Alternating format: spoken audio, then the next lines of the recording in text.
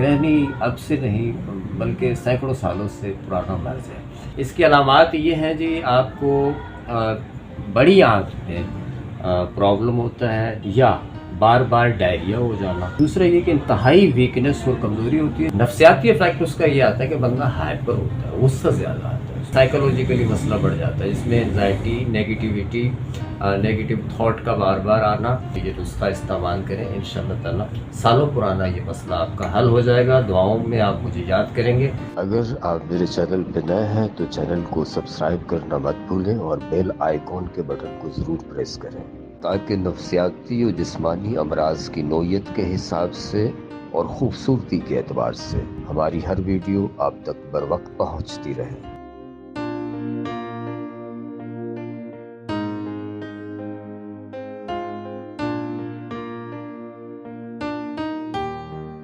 बिस्मिल्लाहिर्रहमानिर्रहीम। अस्सलाम वालेकुम व रहमतुल्लाह। मैं हूँ हकीम रज़ा इलाही और आप देख रहे हैं हकीम रज़ा इलाही यूट्यूब चैनल।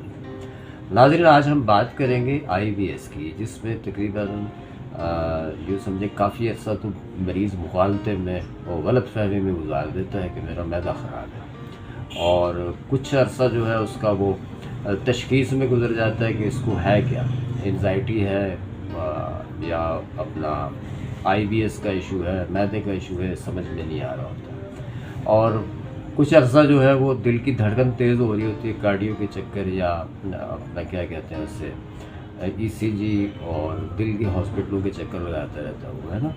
कुछ अर्सा बनने का इसमें गुजर जाता है और बाद में पता चलता है जी ये IBS इरिटेबल बॉल सिंड्रोम है, जिससे एलोपैथिक में ये डायग्नोज किया जाता है। इरिटेबल बॉल सिंड्रोम में दो चीज़ें साथ में दी जाती हैं, जिसमें एंटी डिप्रेशन मेडिसिन भी दी जाती है और उसके साथ साथ इस डिज़ीज़ के हवाले से जो मेडिसिन दी जाती है। 2016 तक और 2012-2016 तक जो मेडिकल रिसर्च थी उसने साबित कर दिया कि जी ये एक साइकोलॉजिकली प्रॉब्लम है।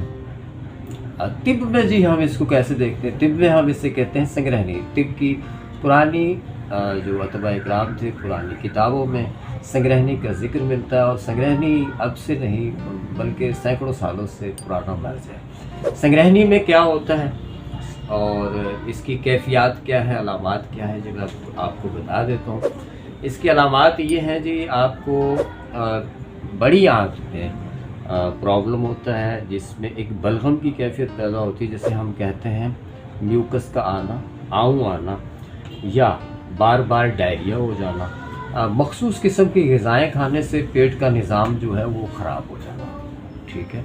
और बाज़ IBS के इतने पुराने पेशेंट होते हैं, सालों पुराने पेशेंट, जिनकी ये जॉइंट्स जो होते हैं ये वाले और फोल्डिंग पॉइंट जितने भी हैं बॉडी के, वो काले होना शुरू हो जाते हैं। एक अलामत ये होती है। दूसरा ये कि इंतहाई वीकनेस और कमज़ोरी होती है, चूँकि वजह यह है कि बहुत सारे मिनरल्स और विटामिन्स मैदे से गुजरने के बाद बड़ी आंत से जाके हमारे जिस्म का, आंतों के निज़ाम से हमारे जिस्म का हिस्सा बनते हैं। तो ज़ाहिर है जब ये मैकेनिज़्म ही बॉडी का चेंज हो जाता है पेट का, तो उसकी वजह से प्रॉब्लम पैदा होती है। लेकिन तिब में हम इसे कहते हैं कि ये फिज़िकली प्रॉब्लम है, उसके ज़िमनी असरात नफ्सियात पे आते हैं। जैसा आप कह लें कि मुख्तलिफ़ बीमारियां हैं जिनके साइकोलॉजिकली असरात होते हैं। जैसे हम कहें हाई ब्लड प्रेशर, उर्फ़ आम में हाई ब्लड प्रेशर से कहते हैं ना, हाई ब्लड प्रेशर से गुस्सा ज़्यादा आता है ना, हाइपरटेंशन पैदा हो जाती है। तो हाई ब्लड प्रेशर एक अलग बीमारी है, लेकिन ये उसकी जिस्म की बीमारी है, फिज़िकली बीमारी है। लेकिन नफ्सियाती इफेक्ट उसका ये आता है कि बंदा हाइपर होता है, गुस्सा ज़्यादा आता है उसको। तो बहुत सारी बीमारियाँ होती हैं जिनकी वजह से साइकोलॉजिकली असरात जो है वो मुरतब होते हैं। तो संग्रहणी के साथ हम कहेंगे खफकान की अलामात, जिसमें मरने का खौफ, OCD, हार्ट बीट का तेज़ रहना, तबीयत का मुज़महल रहना, इज़्तिराब में रहना, ज़िंदगी का एक अज़ाब में रहना, इंसान अपने ही एक बनाए हुए होल के अंदर रहना, ओवर थिंकिंग, बहुत ज़्यादा सोचना और ख़ुद से ही कहानियाँ बनाते रहना मायूस कुन, और फिर उनको ख़त्म करते रहना, है ना। तो ये एक सिलसिला होता है।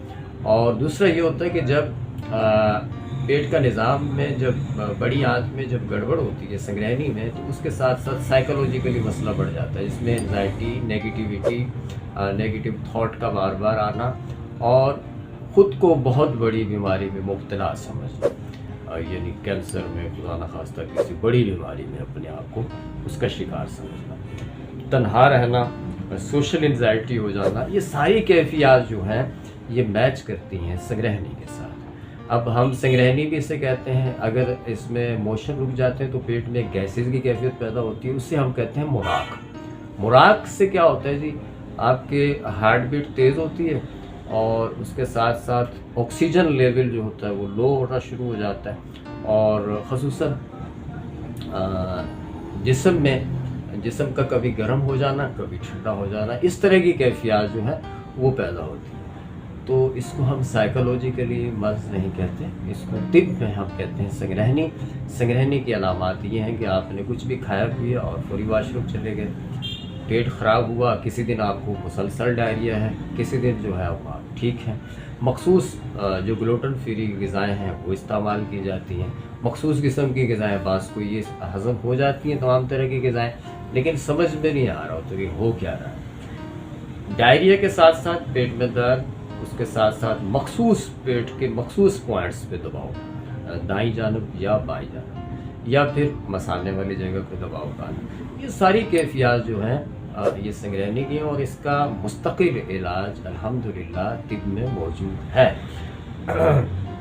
یہ چیزیں آپ خود بنا سکتے ہیں، خود ان کو جو ہے وہ بنا کے آپ استعمال کر سکتے ہیں، انشاءاللہ تعالیٰ اس سے حتمی اور یقینی فوائد ہوتے ہیں۔ علاج 3 سے 6 ماہ کا اس کا ہوتا ہے۔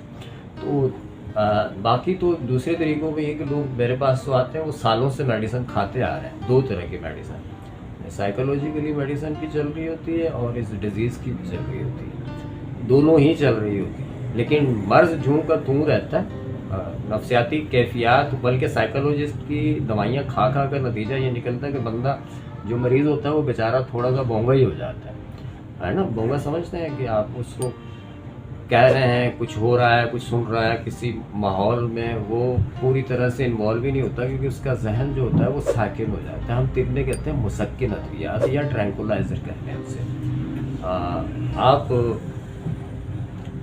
اس کی جگہ پر یہ نسخہ استعمال کریں، انشاءاللہ تعالیٰ سالوں پرانا یہ مسئلہ آپ کا حل ہو جائے گا۔ دعاؤں میں آپ مجھے یاد کریں گے، بہت آسان سا نسخہ ہے۔ اچھا جی، اس میں ہم نے لینا ہے جدوار خطائی، اس کا تعلق ہے آپ کے دل سے، جو آپ کی دھڑکن ہے اس کو متوازن رکھتا ہے۔ اس میں ہم نے لینے ہیں مروارید، جسے ہم پرل بھی کہتے ہیں یا سچے موتی کہتے ہیں۔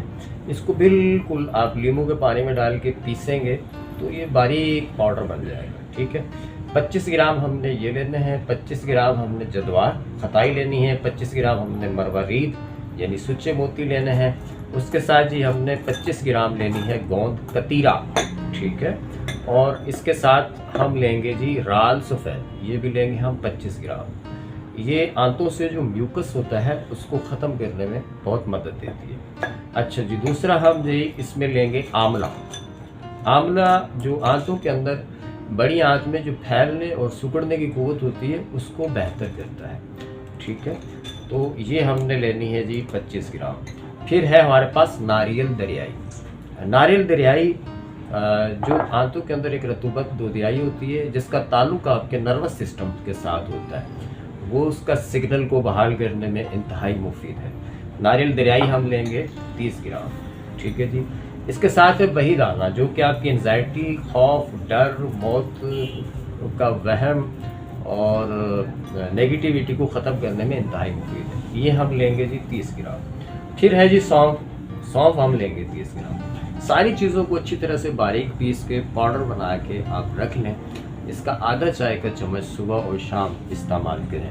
آئی وی ایس کے عموماً جو پیشنٹ ہیں اریٹیبل باؤل سنڈروم کے، ان کے اندر ایک مسئلہ ہوتا ہے، وہ یہ ہوتا ہے کہ وہ کسی بھی طرح کی جو مزاج سے ذرا سی بھی خلاف دوائی ہو وہ ان کو لڑ جاتی ہے، یعنی اس سے بجائے فائدہ ہونے کے الٹا نقصان ہونا شروع ہو جاتا ہے۔ تو یہ نسخہ اتنا متوازن اور میزان میں ہے کہ یہ آئی وی ایس ڈی ہو یا سی ہو، دونوں کنڈیشنوں میں جب آپ اس کا استعمال کریں گے تو انشاءاللہ آپ کو ضرور فائدہ ہوگا۔ مارکیٹ سے آپ چیزیں لے کے بنا سکتے ہیں، ہمارے ہاتھ سے بنایا اگر منگوانا چاہیں گے تو ہمارے ہاں یہ موجود ہوتا ہے اس پیکنگ میں، और ये तकरीबन आपको 1 महीने का मेरा ख्याल है, आप स्टाफ से रब्ता करेंगे तो आपको बता देंगे। मेरे नंबर जो है वो स्क्रीन पे चल रहे हैं, तो आप इस्तेमाल करेंगे। लेकिन 3 से 6 माह आप मुसलसल इस्तेमाल करेंगे तो इंशाअल्लाह ताला जो साइकोलॉजी की, जो नफ्सियात की जो दवाइयाँ खा रहे हैं वो ठीक हो जाएंगी। और आप नफ्सियाती नहीं है, ये पेट की डिजीज़ है, इंशाअल्लाह ताला ठीक हो जाएंगे। दुआओं में याद रखिएगा। चैनल अच्छा लगे तो सब्सक्राइब करिएगा, बेल आइकॉन के बटन को दबाइएगा। दुआओं में याद रखिएगा जी। अल्लाह निगहबान।